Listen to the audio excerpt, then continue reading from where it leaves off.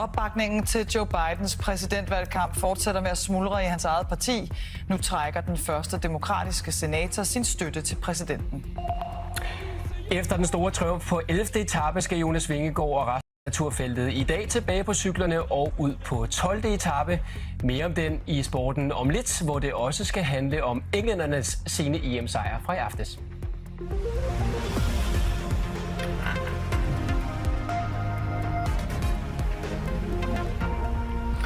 Her lægger vi ud med vejret, for synes du, det regner lidt i sommerferien, så har du ret. Det har været den vådeste start på sommeren i mere end 17 år. Vi skal helt tilbage til 2007, siden vi sidst har haft en så våd begyndelse. Kun 7 dage har budt på tørvejr til hele landet, og der er foreløbig faldet 137 mm regn. Det er 60% mere end det normale på denne tid af året.